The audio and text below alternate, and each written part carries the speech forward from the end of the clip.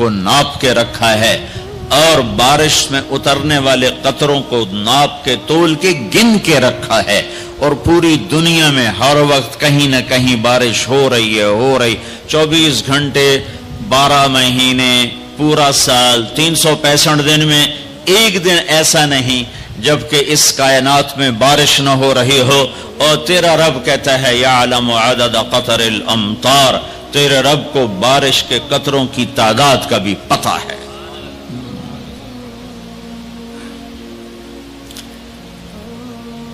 لَهُ مُلْكُ السَّمَاوَاتِ وَالْأَرْضِ يُحْيِي وَيُمِيتُ وَهُوَ عَلَى كُلِّ شَيْءٍ قَدِيرٌ، زمین آسمان کا بادشاہ ہے، زندگی موت کا مالک ہے، ہر چیز پر قادر ہے۔ هو الاول، میں ہوں اول جسے کسی نے پیدا نہیں کیا، میں اپنی ذات میں لا محدود، میں اپنی ذات میں ابتدا سے پاک انتہا سے پاک، باقی سب کو میں نے بنایا، باقی سب کی ابتدا بھی ہے انتہا بھی ہے، کہیں سے شروع ہے کہیں پہ ختم ہے، کہیں سے کہانی شروع ہوتی ہے کہیں سے دی اینڈ ہے۔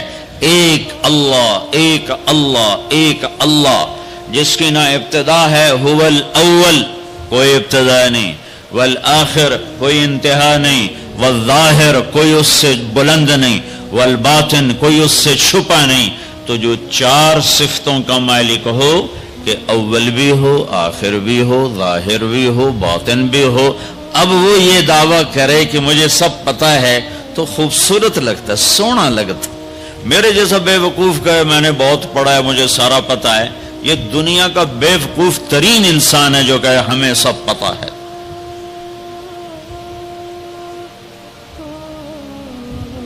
تو جب اللہ نے کہا هو الاول والآخر والظاہر والباطن، تو پھر کہا وَهُوَ بِكُلِّ شَيْءٍ عَلِيمٌ، میں پھر وہ اللہ ہوں جسے ہر شے کا پتہ ہے، کوئی شے چھپی ہوئی نہیں ہے۔ تو اللہ تعالی ہم سے ایک اعتراف کرواتا ہے کہ یہ مانو کہ میں کچھ نہیں جانتا، مجھے بتا مجھے کیا کرنا ہے۔ یہ نماز کی ہر رکعت میں آپ کا ذہن اس طرف نہیں جا رہا ہوگا کہ کون سی آیت ہے اور کون سی بات ہے جو اللہ اعتراف کروا رہا ہے کہ کہو مجھے نہیں آتا، مجھے نہیں آتا، صرف تیرے اللہ کو پتہ ہے، لہذا اللہ سے کہو مجھے راہ دکھائے۔ ہر رکعت میں پھر تھوڑی چند آیات اور ملا لوں تاکہ جو میں کہہ رہا ہوں وہ قرآن سے بھی واضح ہو جائے۔ اللہ تعالیٰ فرماتے ہیں واللہ اخرجکم من بطون امہاتکم لا تعلمون شیئا، اللہ نے تمہیں ماں کے پیٹ سے نکالا تم کچھ نہیں جانتے تھے، جاہل۔ اللہ تعالیٰ فرماتے ہیں انہو کان ظلوما جہولا، یہ پرلے درجے کا ظالم بھی ہے جاہل بھی ہے۔ اللہ تعالیٰ فرماتے ہیں وَكَانَ الْإِنسَانُ عَجُولًا، یہ پرلے درجے کا جلد باز ہے۔ اور فرماتے ہیں وَكَانَ الْإِنسَانُ كَفُورًا، یہ اعلیٰ درجے کا ناشکرہ ہے۔ اور اللہ تعالیٰ فرماتے ہیں وَكَانَ الْإِنسَانُ قَتُورًا، بہت بڑا بخیل ہے، چھوٹا موٹا نہیں، اور بہت بڑا بخیل ہے، گن گن کے بڑا خوش ہوتا ہے۔ اور اللہ تعالیٰ فرماتے ہیں وَكَانَ الْإِنسَانُ أَكْثَرَ شَيْءٍ جَدَلًا، بہت زیادہ لڑنے جھگڑنے والا ہے۔ اور اللہ تعالیٰ فرماتے ہیں کفور مبین، کھلم کھلا ناشکرہ ہے۔ اور اللہ تعالیٰ فرماتے ہیں یئوس قنوط، میں ذرا سا ٹیکا لگا دوں، ہلکا سا جھٹکا دے دوں تو سب سے زیادہ نا امید بھی ہوتا ہے اور میرے گلے بھی کرتا ہے، اور تھوڑا سا دروازہ کھول دوں، 4 پیسے پکڑا دوں تو ایک دن ایک دم فرح فخور، تکبر میں بھی آتا ہے، اپنی اوقات بھی بھول جاتا ہے۔ یہ قرآن کا ایکس رے، قرآن کا ایکس رے۔ اب آؤ جو میں کہہ رہا ہوں، اللہ روزانہ ہم سے کہتا ہے، میرا زبان حال ہے، یہ اس آیت کے اندر یہ سب کچھ موجود ہے، اس طرف ذہن نہیں جاتا۔ میرا بندہ، میرا رب ہم سے روزانہ نماز میں کہتا ہے کہ تم کہو مجھے نہیں پتا کہاں جانا ہے، کیا منزل ہے اور کیسے پہنچنا ہے، کیا راستہ ہے، لہذا یا اللہ اہدنا الصراط المستقیم، اہدنا الصراط المستقیم، یا اللہ مجھے نہیں پتا راستہ کیا ہے، مجھے چلا، بتا نہیں چلا، اور چلا نہیں ہاتھ پکڑ کے پہنچا۔ قرآن میں یہ دو طرح ہے۔ اللہ تعالیٰ اپنے نبی کے بارے میں فرماتا ہے وَإِنَّكَ لَتَهْدِي إِلَى صِرَاطٍ مُسْتَقِيمٍ، اے میرے حبیب آپ بھی سیدھے راستے کی رہنمائی فرماتے ہیں۔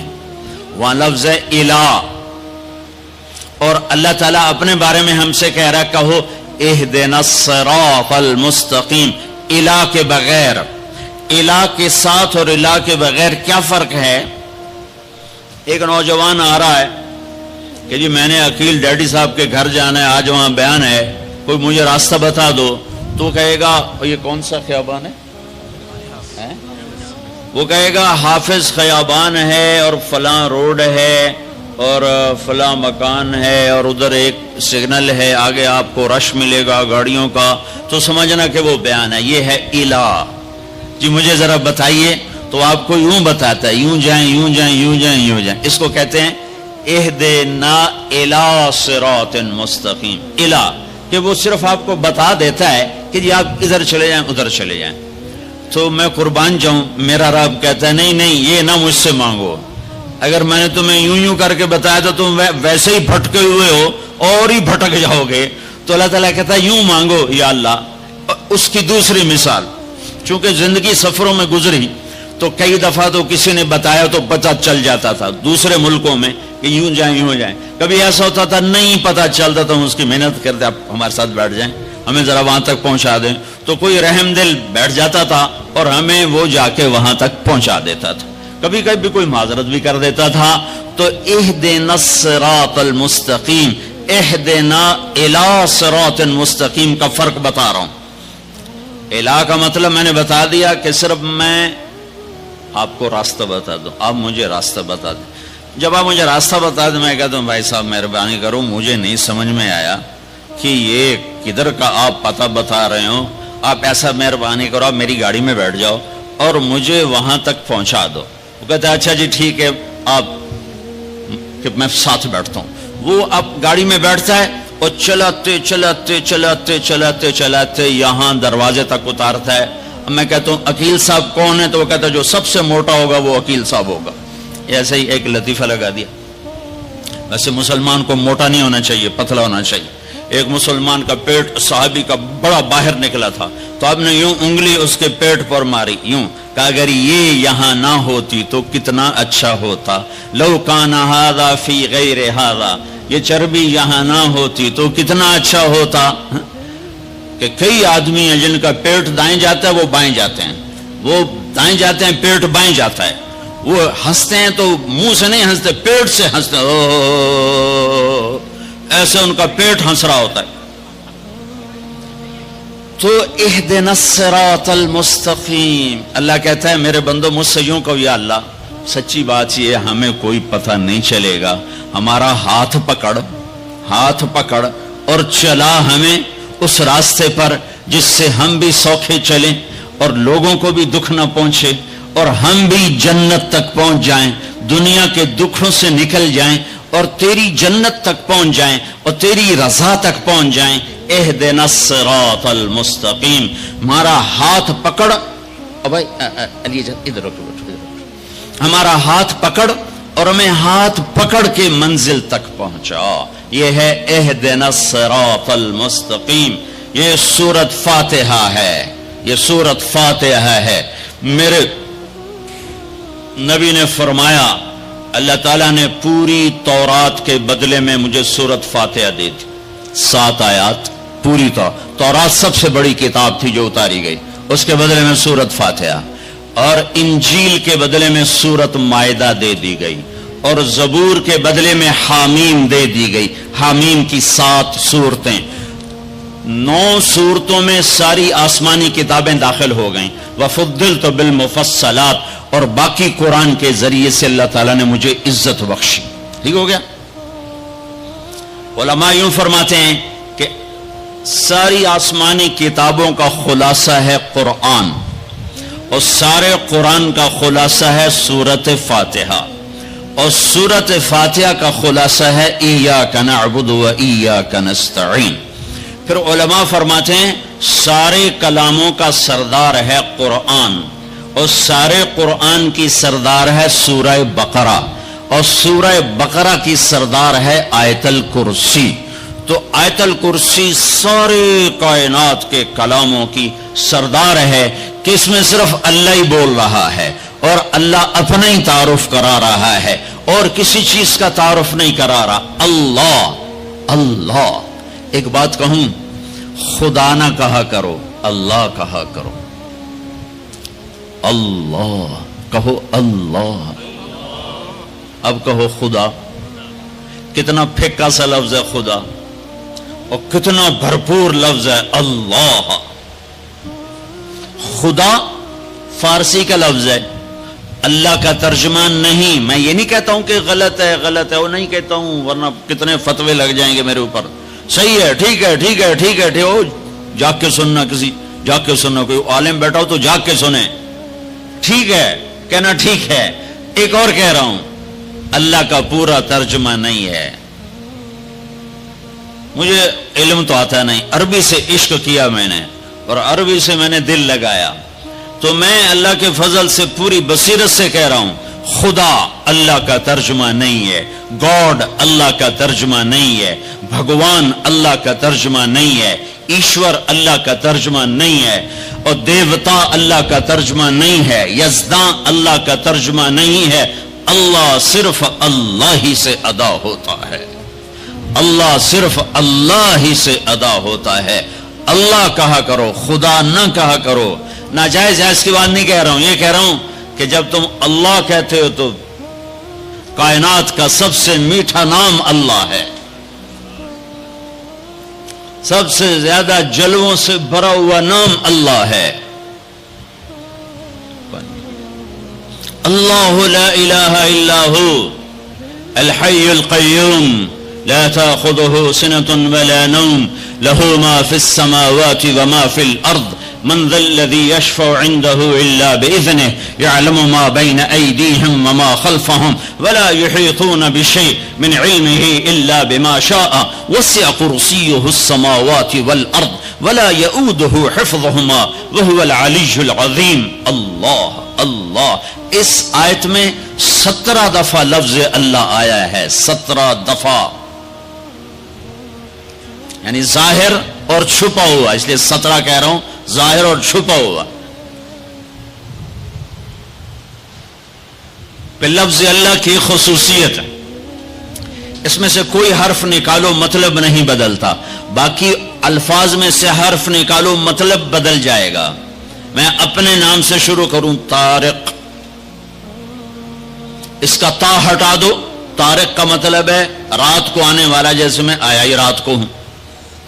اس کا تا ہٹا دو تو بن جاتا ہے ارق، ارق کا مطلب ہے بے قرار ہونے والا، اور تا کا الف ہٹا دو تو بن جاتا ہے ترق، ترق کا مطلب ہے کھٹکھٹانے والا، کاف ہٹا دو تو طرأ، کسی چیز کا غلبہ ہو جانا، اور جمیل، جمیل جمیل اردو میں بھی جمیل ہے، جیم ہٹا دو تو یا میل بن گیا یا میل بن گیا، یا ہٹا دو تو جمل بن گیا، اونٹ بن گیا۔ یہ آپ کو میں نے مثال دی ہے۔ اب میں اللہ کے لفظ کے ساتھ، یہ اللہ ہے، الف لام لام اور ہا، یہ میں نے الف ہٹا دیا تو لفظ ڈولنا چاہیے، لفظ کے ڈولنے کے ساتھ مطلب ڈولنا چاہیے۔ تو جب اللہ ہٹا تو پیچھے بچا للہ، تو قرآن نے کہا للہ ما فی السماوات و ما فی الارض، ٹھیک ہو گیا۔ اب میں نے یہ لام ہٹا دیا، پیچھے بچ گیا لہو، اب اور ڈولنا چاہیے، تو قرآن نے کہا لہو ما فی السماوات و ما فی الارض۔ اب پہلا الف لام باقی رکھ کے آخری لام کو ہٹا دیا تو بن گیا الہ، تو قرآن نے کہا وَهُوَ الَّذِي فِي السَّمَاءِ إِلَٰهٌ وَفِي الْأَرْضِ إِلَٰهٌ۔ اور اب سب سے عجب بات، الف ہٹایا، لام ہٹایا، دوسرا لام ہٹایا، ہاں کی پیش کی آواز باقی رکھی، ہو، تو قرآن نے کہا اللہ لا الہ الا ہو، اور قرآن نے کہا هو اللہ الذی لا الہ الا ہو، تو ہو بھی اللہ، لہو بھی اللہ، الہ بھی اللہ، للہ بھی اللہ، اور اللہ تو اللہ ہی ہے۔ اللہ کہا کہو، اللہ کہا کرو۔ تو اللہ نے ہم سے مانگا، کہو ہم سے اقرا کہو کیا اہدنا الصراط المستقیم، یا اللہ ہمیں نہیں سیدھے راستے پہ چلنا آتا، ہمارا ہاتھ پکڑ، صرف بتا نہیں، ہاتھ پکڑ کے چلا اور ایسے چلا کہ دنیا بھی سکھی ہو آخرت بھی سکھی ہو۔ اس کے لیے اللہ نے دو انتظام کیے، دو نور اتارے، اس کے لیے اللہ نے دو نور اتارے کہ کائنات کے اندھیروں کو دور کرنے کے لیے دو نور ہیں، دل کے اندھیروں کو دور کرنے کے لیے دو نور ہیں، کائنات کے اندھیروں کو دور کرنے کے لیے ایک سورج کا نور ہے اور ایک چاند کا نور ہے، ایک سورج کا نور ہے، ایک چاند کا نور ہے۔ یہاں تو چاند بڑا مدھم نظر آتا ہے، جب برفانی علاقوں میں چلتے ہیں اور رات ہوتی ہے چاندنی تو یوں لگتا ہے جیسے آب و تاب سے سورج چمک رہا ہے۔ تو اللہ نے کائناتی اندھیروں کو دور کرنے کے لیے دو نور بنائے، ایک سورج کا ایک چاند کا۔ میرے رب نے دل کے اندھیروں کو دور کرنے کے لیے اور اللہ کے ہاتھوں میں ہاتھ پکڑانے کے لیے اور جنت کے دروازے تک پہنچنے کے لیے اور پوری دنیا کو امن کا گہوارہ بنانے کے لیے دو نور اتارے۔ ایک نور ہے قد جاءکم من اللہ نور، ایک نور ہے محمد مصطفیٰ صلی اللہ علیہ وسلم کی ذات کا اور آپ کی نبوت کا، اور دوسرا نور ہے قرآن واتبعوا النور الذی انزل معاہ، اور یہ وہ نور ہے جو تمہارے گھروں میں موجود ہے۔ یہ دو نور اپنے سینے میں اتار لو، تم یوں سمجھو کہ تم نے اللہ کے ہاتھوں میں ہاتھ دے دیا۔ اب چونکہ اللہ زمین پہ نہیں اتر سکتا تو اس نے اپنے اور اپنے بندوں کے درمیان جناب رسول اللہ صلی اللہ علیہ وسلم کو واسطہ بنایا کہ یہ میرا حبیب ہے، اس کے ہاتھوں میں ہاتھ دینا ایسا ہی ہے جیسے اللہ کے ہاتھوں میں ہاتھ دے دیا۔ ید اللہ فوق ایدیہم، ید اللہ ان الذین یبایعونک انما یبایعون اللہ۔ اللہ اکبر۔ مطلب میں ایسی ہوائی بات نہیں کر رہا ہوں، میرے اللہ نے فرمایا کہ میرے محبوب جو تیرے ہاتھوں میں ہاتھ دے رہے ہیں وہ تیرے ہاتھوں میں نہیں دے رہے، وہ تیرے رب کے ہاتھوں میں ہاتھ دے رہے ہیں۔ اپنے ہاتھ چھڑا لو، چھڑا لو ہر رسم و رواج سے، ہر تہذیب و ثقافت سے، ہر ترجیحات سے اپنے ہاتھ چھڑا لو اور محمد مصطفیٰ صلی اللہ علیہ وسلم کے گجروں سے اپنے ہاتھوں کو سجا لو، آپ کے سہروں سے اپنے چہرے کو سجا لو، آپ کی زندگی کو گلے کا ہار بنا لو، آپ کی پابندیوں کو اپنی پاؤں کی بیڑیاں بنا لو، گلے کا توق بنا لو، ہاتھوں کی ہتھ کڑی بنا لو، تو میرے رب کی قسم دنیا میں جنت دیکھو گے۔ تو قرآن ایک پیغام ہے، قرآن ایک پیغام ہے جو انسانوں کو پہنچایا گیا ہے۔ ھذا بلاغ للناس، یہ کیا پیغام ہے کہ اے میرے بندو مجھ سے کہو کہ یا اللہ ہمیں نہیں پتا زندگی کیسے گزارنی ہے، تو ہمیں زندگی گزارنے کا طریقہ سکھا۔ تو پھر میرے رب نے ایک طرف سے اپنے نبی کو بھیجا، دوسری طرف سے قرآن کو بھیجا، قرآن کی زیر زبر کو بھی محفوظ رکھا۔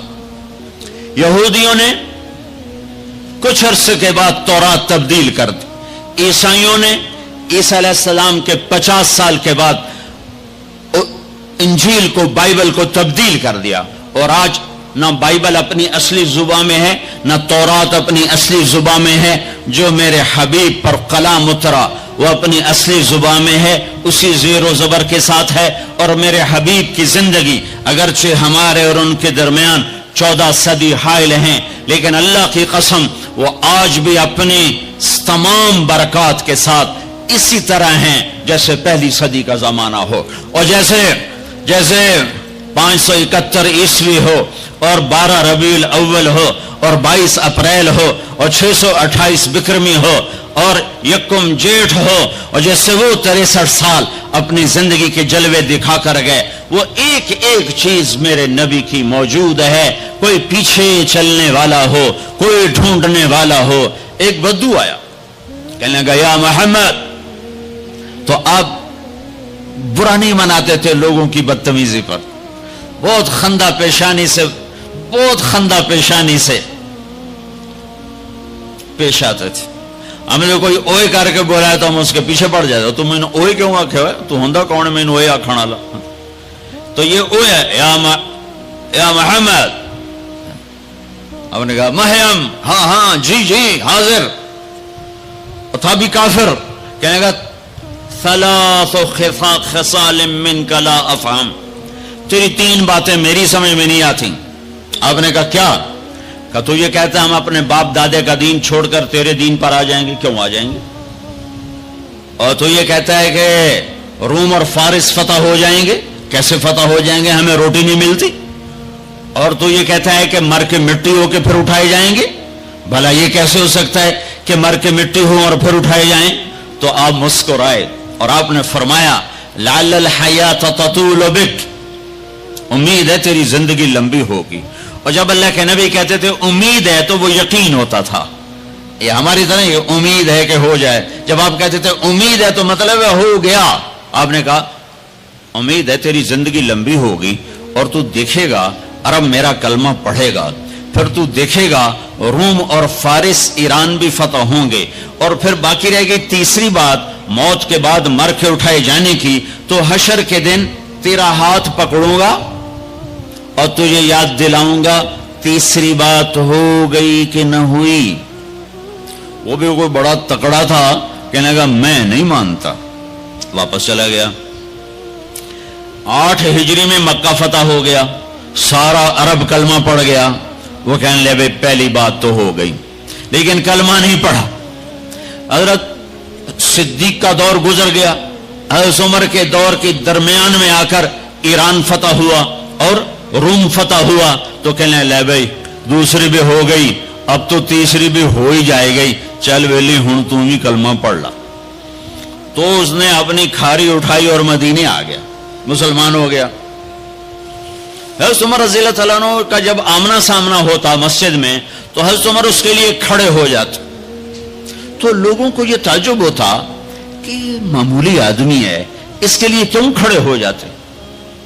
تو پھر ایک دن حضرت عمر نے فرمایا کہ تم کہتے ہوگے کہ میں اس کے لیے کیوں کھڑا ہو جاتا ہوں.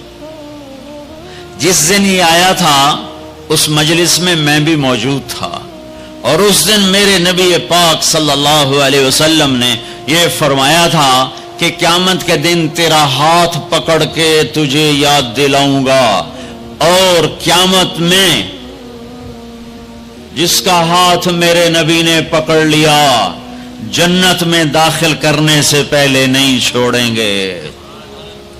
جنت میں داخل کرنے سے پہلے نہیں چھوڑیں گے.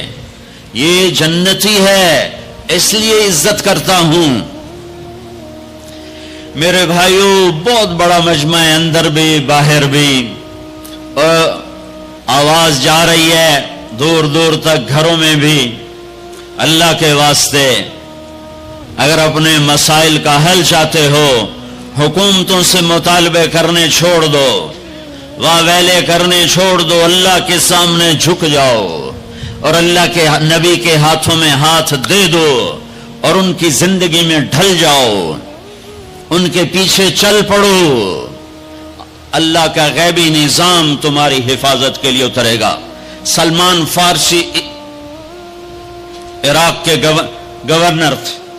چوریاں ہونے لگی جیسے آج کل کراچی میں پورے پاکستان میں ہو رہی، چوریاں ہونے لگی.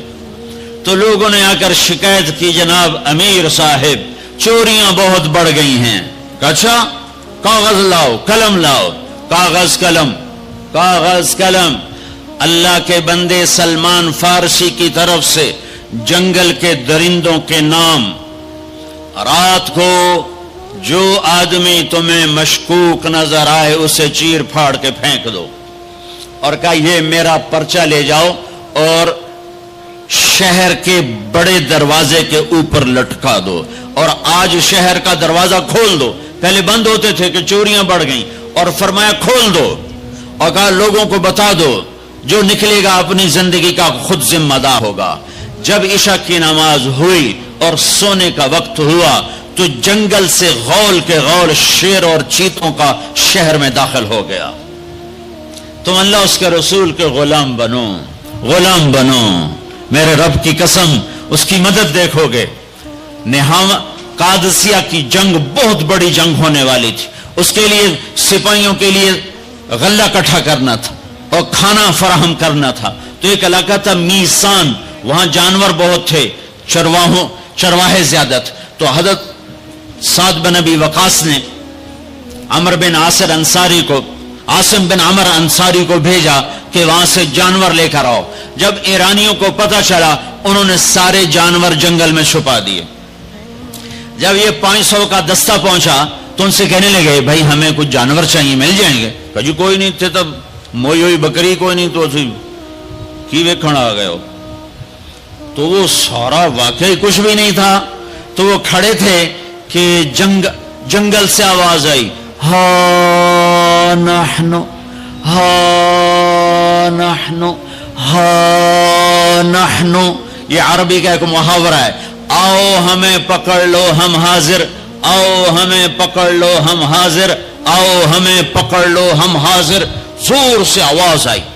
तो जब ये जंगल में गए तो सब गाय, बकरियां, भेड़, बैल यूं सर झुका के खड़े हुए थे। खबरम रसीद इमशब के निगार खाही आमद, सरमन फिदा राहे बसवार खाही आमद, नशवद नसीब दुश्मन के शवद हलाक तेगत, सर दोस्तां सलामत के तो खंजर आजमाई। क्यों क्यों, आओ आओ हम हाजिर हैं, हम हाजिर हैं। मेरे नबी के साथ जब हुआ तो उनके गुलामों के साथ भी हुआ। 10 तारीख है, हज का दिन है, और आप कुर्बानी के लिए जानवरों को बुलवाते हैं। 100 ऊंट लाए जाते हैं, उनमें से 63 ऊंट आगे लाए जाते हैं जो आपने ज़बह करना है। उनमें से 5 ऊंट आपके सामने खड़े किए जाते हैं, उनमें से 1 ऊंट आपके सामने लाया जाता है, और आप बर्छा उठाकर उस पर यूं मारते हैं ज़बह करने के लिए। जब पिछले ऊंटों ने देखा कि ये तो मोहम्मद मुस्तफ़ा सल्लल्लाहु अलैहि वसल्लम के हाथों ज़बह हो गया, तो सारे ऊंटों में जंग शुरू हो गई, और हर ऊंट रस्सी तोड़ा के पहले आके ज़बह होना चाहता था। न शवद नसीब दुश्मन के शवद हलाक तेगत, सर दोस्तां सलामत के तो खंजर आजमाई। अल्लाह से सुलह कर लो, अल्लाह के हबीब से सुलह कर लो। हमारी बगावत है जब सारा बाजार झूठ बोल रहा हो, जब 100 में 100 ताजिर झूठा हो, कोई लाखों में एक सच्चा हो, तो उसका सच इतने बड़े तूफान का मुंह कैसे मोड़ेगा। जब 100 में 100 ताजिर मिलावट करता हो, जब 100 में 100 ताजिर धोखा देता हो, जब 100 में 100 ताजिर डंडी मारता हो, जब 100 में 100 अफसर रिश्वत लेता हो, जब हर ताकतवर जालिम हो, जहां का गरीब भी जालिम हो, जहां हर मर्द औरत झूठ बोले, जहां हर आदमी दाव लगे तो धोखा देने से बाज ना आए, रेडी वाला भी धोखा देने से बाज नहीं आता। हमारा मजदूर धोखेबाज है कि 8 घंटे का काम 48 घंटे में करता है। हमारा मिस्त्री धोखेबाज है, 1 हफ्ते का काम 1 महीने में करता है। मैं कहां कहां और क्या क्या दिखाऊं। फैसलाबाद फजर की नमाज पढ़ के निकला सैर करने, वापस आया तो एक रेडी वाला नजर आया दूर से, सफेद पगड़ी सफेद दाढ़ी। रेडी वाले आमतौर पर ऐसे नहीं होते, दुनिया के भी गरीब होते हैं, दीन के भी गरीब होते हैं। तो मुझे बड़े प्यारे लगे वो बुजुर्ग। तो मैं जब उनके करीब से गुजरा तो मैंने उनको एक दफा फिर यूं देखा, तो मैंने देखा वैसे रो रहे थे खामोश आंसुओं के साथ, और उनका एक हाथ था रेडी के ऊपर और एक हाथ था पेटी के ऊपर, और ऐसे आंसू गिर रहे थे ऐसे। मैं खड़ा हो गया, मैंने कहा बुजुर्गों खैरियत है, क्यों रो रहे हैं? तो कुछ बोले नहीं। खोल कर कुछ बोले नहीं, पेटी मेरे आगे ऐसे उल्टा दी, सारी रेड़ी पर सेब बिखर गए। जो पहली लेयर थी वो सुथरे सेब थे, नीचे सारे गले हुए सेब थे। ये किसी ताकतवर ने धोखा नहीं दिया, یہ ایک مزدور نے دھوکہ دیا ہے، ایک باغ خریدنے والے نے دھوکہ دیا ہے، جس نے 1,00,000 2 لاکھ میں سیب کا باغ خریدا ہوگا اور اس نے اپنے گندے بھی نکالے ہوں گے. آئے ہائے ہائے، وہ کہنے لگے بیٹا میں بہت غریب ہوں. یہ جو انہوں نے بہت پہ زور دیا، یا آج بھی جب میں یہ قصہ سناتا ہوں میرا زخم ایسے تازہ ہو جاتا ہے کہ لگتا ہے وہ بہت کا لفظ پھر خنجر کی طرح میرے دل میں اتر گیا. بیٹا میں بہت غریب ہوں، میں صبح سویرے منڈی جاتا ہوں، ایک پیٹی لاتا ہوں موسم کے پھل کی، عصر تک وہ بک جاتی، پھر میں اپنے بچوں کے لیے تازہ آٹا لے کے، آج کسی نے میرے بچوں کی روٹی مجھ سے چھین لی.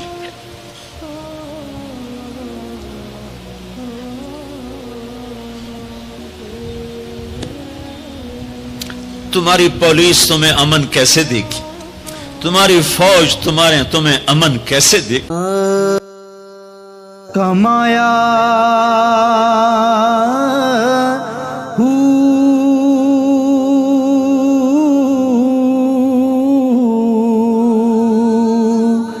نہ میں بھج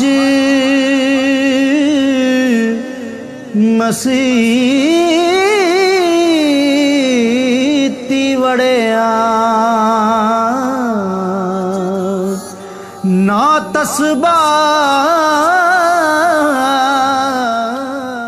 جب تم نے سب نے اللہ اس کے رسول سے بغاوت کا جھنڈا اٹھایا، ان سب بڑے تاجروں نے بینکوں کو آباد کیا ہوا ہے، ان کا رونا کیا روں. چھوٹے چھوٹے لوگوں نے بھی سیونگ اکاؤنٹ میں پیسے رکھے ہوئے ہیں کہ ہمارے پیسے بڑھ رہے ہیں بڑھ رہے ہیں بڑھ رہے ہیں.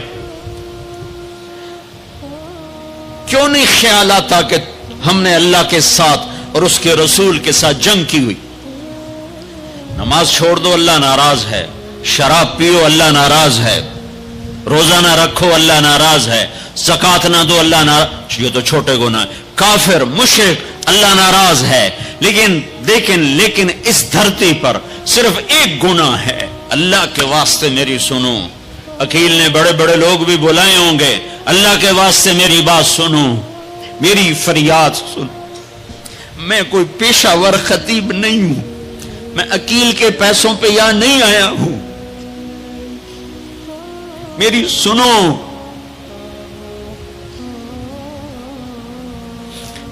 میرا رب کہتا ہے یا سود چھوڑ دو یا پھر میں اور میرا رسول تمہارے خلاف جنگ کریں گے. جس کے پاس 4 پیسے زیادہ آتے وہ بینک بنا کے بیٹھ جاتا، بینک خرید لے. پہلے اللہ سے صلح تو کرو. کہتے ہو چوریاں ہیں ڈاکے، ہاں وہ بھی ہمارے اپنے ہیں، واللہ میں ان کے لیے دعا کرتا ہوں، بد دعا نہیں کرتا ہوں، دعا کرتا ہوں. چونکہ اگر یہ اس حال میں مر گئے تو بڑی خوفناک جہنم میں جائیں گے، اور یہ میرے نبی کے امتی ہیں، نہ انہیں اللہ کے نبی کا دیدار نصیب ہوگا نہ اللہ کا دیدار نصیب ہوگا. اور جہنم کی آگ اس سے الگ ہے. یا تو اللہ کی جہنم کو جا کے پانی سے بجھا دو، قصہ ہی مکا دو، اور اللہ کی جنت کو آگ لگا دو، جزا سزا کا تصور مٹا دو، اور اتنے طاقتور بن جاؤ کہ آج تم لوگوں کی گردنیں اتارتے ہو تو کل جب ملک الموت تمہاری روح کھینچنے کے لیے آئے تو اس کو بھی کلاشنکوف مار دینا اور اس کے بھی سامنے کھڑے ہو کے دکھا دینا. یا اتنی طاقت پیدا کرو کہ جب تمہیں اٹھا کے قبر میں لے جا رہے ہوں تو جانے سے انکار کر دینا، اڑ جانا، میں نہیں جانتا لال و زور. یا منکر نکیر سے ٹکر لے کے دکھاؤ، یا اللہ کے سامنے قیامت کے دن اڑ کے دکھاؤ، یا یہ کرتوت کر کے میرے نبی کے سامنے کر کے. ہم کیسی امت ہیں جس کے لاڈلوں کے سر ذبح کٹ گئے. ارے بکرے کو ذبح کرتے ہوئے بھی رحم آ جاتا ہے. اپنے اپنی قربانی کے جانور کے سر پہ کھڑا ہونا مستحب ہے. میں نہیں کھڑا ہو سکتا, مجھے میرا دل گھبرانے لگتا ہے.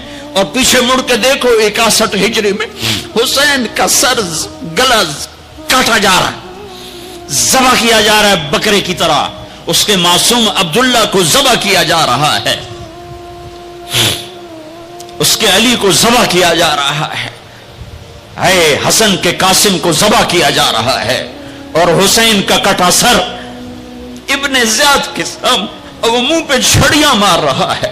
اور ابو برزہ اسلمی کھڑے ہو کے فرماتے ہیں بدبخت یہ چھڑی ان ہونٹوں سے ہٹ, میں نے ان ہونٹوں پہ نبی کے ہونٹوں کو لگتے دیکھا, ان ہونٹوں کے پوسے لیے, اس لیے کہ وہ جانتے تھے کہ جنت بھی ہے جہنم بھی ہے. آؤ آج مل کے اللہ کی دوزخ کو بجھا دیں اور اللہ کی جنت کو آگ لگا دیں, اور منکر نکیر اور اسرائیل کو بھی کلاشن کوف سے اڑا دیں. پھر جاؤ جو مرضی عزتیں لوٹو, قتل کرو, بندے اٹھاؤ, سود کھاؤ, نوکروں کو مارو, نوکروں کو گالیاں دو. ہر گھر میں نوکر بے عزت نہیں ہو رہے, ہر گھر میں نوکرانیاں بے عزت نہیں ہو رہی. بیگم سے چائے کی پیالی نہیں پورا سیٹ ٹوٹ جائے تو صرف اتنا کہتے اوہ سیٹ ٹوٹ گیا, اور نوکرانی سے پیالی ٹوٹ جائے تو اس کی عزت اتار کر اس کے ہاتھ میں پکڑا دی جاتی ہے. اپنے ہاتھوں سے گاڑی لگ جائے تو بس اوہ گاڑی لگ گئی, ڈرائیور کے ہاتھوں گاڑی لگ جائے تو اس کی عزت اس کے ہاتھ میں پکڑا دی جاتی. کیا یہ ظلم ہر گھر میں نہیں ہو رہا؟ ملازم کو وقت کے تنخواہ نہیں دیتے, کیا یہ ظلم ہر گھر میں نہیں ہو رہا؟ 2-2 لاکھ کا سوٹ پہن کر 35 لاکھ کی گھڑی پہنتے ہیں, اور غریب کا اپنا نوکر آ جائے میرا بچہ بیمار ہے پیسے دے دیں, تمہیں پتہ آج کل بڑا مندہ ہے, کوئی پیسے ہیں کوئی نہیں. کیا یہ نہیں ہو رہا؟ جب یہ ہو رہا ہے تو پھر پہلے میں اپنے آپ کو اور آپ کو خطاب کر کے کہتا ہوں آؤ مل کر توبہ کریں, آؤ اللہ کے دربار میں توبہ کریں, اللہ سے صلح کریں, اعلان جنگ اللہ سے, اور کہتے ہو حکومت والوں سے امن لاؤ. یہ امن لا سکتے ہیں؟ ہمارے جیسے کمزور ہیں. پولیس امن لا سکتی؟ سارے پاکستان کی پولیس 6-7 لاکھ 8 لاکھ 10 لاکھ, سارے پاکستان کی فوج 7-8 لاکھ, یہ کیا کر سکتے ہیں؟